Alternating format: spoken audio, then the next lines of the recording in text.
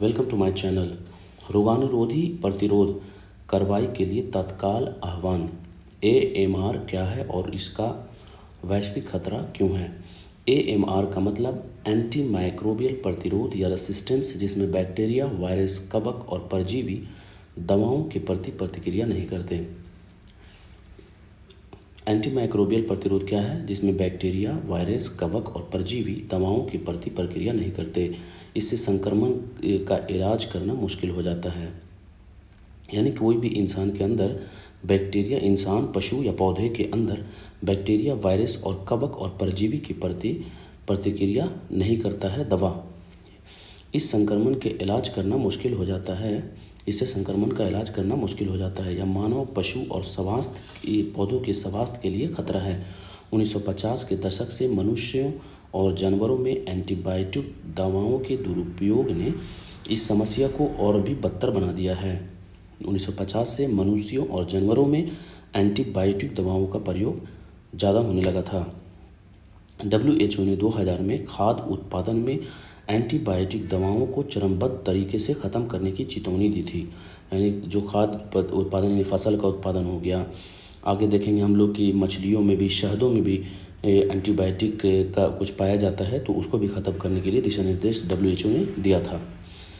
तो भारत में AMR की वृद्धि को प्रेरित करने वाले कारक क्या क्या हैं? एंटीबायोटिक दवाओं का अति प्रयोग और दुरुपयोग। एंटीबायोटिक का दवाओं का अति प्रयोग मीन्स मेडिकल पे हम लोग जाते हैं, इजी से एंटीबायोटिक जुकाम में, बुखार में हम लोग इजी से ले लेते हैं, डॉक्टर भी दे देते हैं, और सही से हम लोग क्या करते हैं कि एक डॉक्टर के हिसाब से पूरा कोर्स को कंप्लीट नहीं करते हैं, इस वजह से भी बढ़ जाता है। कृषि और पशुपालन में एंटीबायोटिक्स का उपयोग। दवा के अपशिष्ट से पर्यावरण प्रदूषण, जन जागरूकता का अभाव और फार्मास्यूटिकल गुणवत्ता नियंत्रण में चुनौतियाँ, और स्वास्थ्य देखभाल सेटिंग्स में अपर्याप्त संक्रमण नियंत्रण और स्वच्छता प्रथाएँ। ये 6 भारत में प्रेरित करने वाले कारक हैं। भारत की पहल क्या है? एंटीबायोटिक दवाओं की ओवर द काउंटर बिक्री को रोकने के लिए केंद्रीय औषधि मानक नियंत्रण संगठन CDSO ने मेडिकल स्टोर्स को डॉक्टर के पर्चे के बिना 24 प्रमुख एंटीबायोटिक दवाओं को बेचने से रोक दिया है। कौन? केंद्रीय औषधि मानक नियंत्रण संगठन ने बिना डॉक्टर के पर्चे के 24 प्रमुख एंटीबायोटिक्स को ना दिया जाए। भारत का रेड लाइन अभियान क्या है? भारत का रेड लाइन अभियान जो डॉक्टर के पर्चे के बिना एंटीबायोटिक दवाओं को नहीं दिया जा सके, वैसी दवाओं को रेड लाइन से चिन्हित करना है, ताकि एंटीबायोटिक दवाओं को ओवर द काउंटर बिक्री को हतोत्साहित किया जा सके। राष्ट्रीय स्वास्थ्य नीति 2017 एंटी माइक्रोबियल प्रतिरोध को प्रमुख स्वास्थ्य देखभाल मुद्दे में से एक के रूप में बताती है और एंटीबायोटिक के उपयोग के बारे में दिशा निर्देश के विकास को प्राथमिकता देती है। एंटीबायोटिक दवाओं के विकास को प्रबंधित करने की जांच करती है। यानी राष्ट्रीय स्वास्थ्य नीति 2017 तीन चीज़ों को का दिशा निर्देश देती है।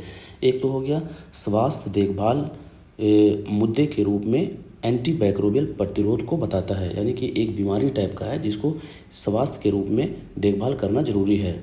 और दूसरा कहता है कि एंटीबायोटिक के उपयोग के बारे में दिशा निर्देश के विकास को प्राथमिकता देती है, यानी दिशा निर्देश, इसके उपयोग के लिए दिशा निर्देश निर्धारित करें और एंटीबायोटिक दवाओं के विकास को प्रतिबंधित करने के लिए जाँच करें। ये 3 चीज़ें बताती है।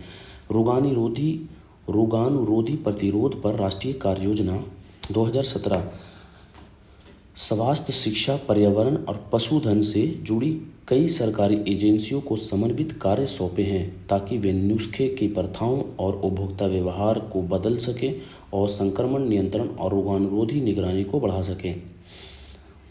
सरकार ने क्या किया है कि स्वास्थ्य, शिक्षा और पर्यावरण, पशुधन से जुड़ी जितनी भी सरकार की एजेंसियां हैं उनको कुछ कार्य सौंपा गया है, ताकि वो उपभोक्ता के व्यवहार को बदल सके, संक्रमण का नियंत्रण कर सके और रोगाणुरोधी का निगरानी को बढ़ा सके।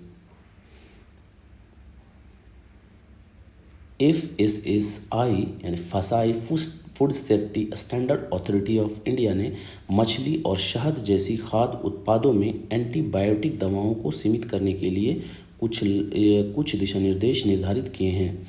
निष्कर्ष क्या है?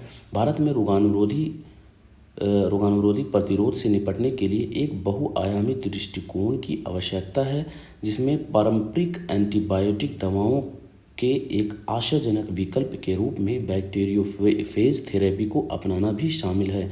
बैक्टीरियोफेज थेरेपी क्या है कि अगर किसी में एंटी या रोगाणुरोधी प्रतिरोध अगर विकसित हो गया है तो ये बैक्टीरिया के जगह ये बैक्टीरिया उसको इलाज करने के लिए हम लोग वायरस का इस्तेमाल करते हैं। तो बैक्टीरियोफेज क्या है कि रोगाणुरोधी प्रतिरोध के खिलाफ इलाज करने के लिए वायरस का इस्तेमाल करना, नियामक ढांचे को मजबूत करना, सार्वजनिक जागरूकता बढ़ाना और प्रभावी संक्रमण नियंत्रण उपायों को लागू करना MAR के बढ़ने को रोकने के लिए महत्वपूर्ण है। विभिन्न क्षेत्रों में सहयोग को बढ़ावा देकर और अनुसंधान को प्राथमिकता देकर भारत इस बढ़ते सार्वजनिक स्वास्थ्य खतरे का समाधान कर सकता है।